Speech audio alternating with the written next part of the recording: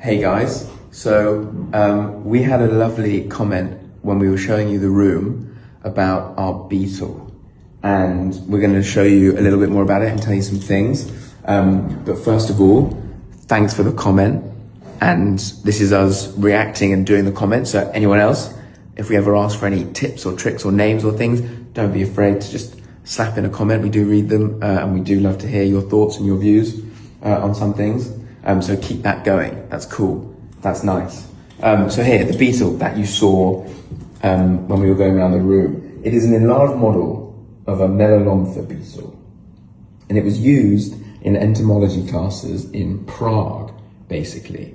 And what's amazing about it is its size, obviously. It's absolutely ginormous, and it's hand painted, and it's really, really well done. It looks like art, but what's really interesting is that it was obviously a teaching model for students. And so the reason it's so large isn't any kind of artistic thing, but actually it's because in these old university halls, obviously they were so large, the only way that people could actually see what they were being taught was if it was big enough. And so that's why they're so big, it's so that a huge hall full of students could see what was being shown. Now, why this one is so cool in particular, and like a lot of the old models, is that you can lift the wings, and so you can see the insides.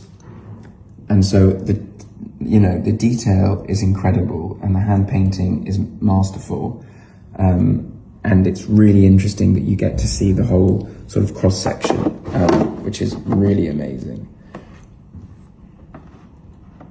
So effectively, these were, they were used as teaching models.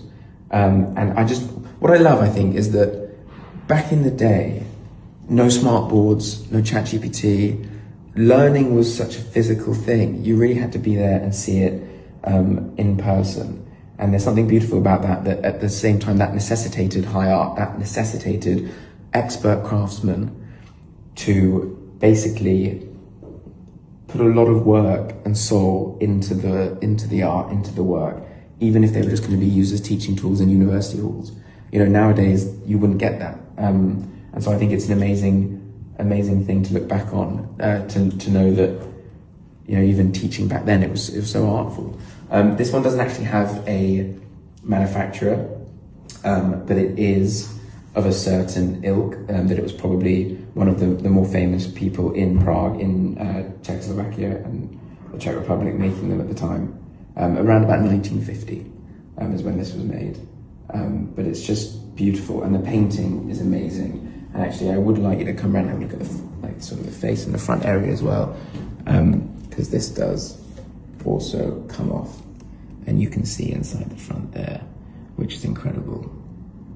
So yeah, maybe a little bit for some of you, a bit insecty, a bit, but you can't escape the beauty of how it's made. I mean, it's something like in David Attenborough, I think, but in real life.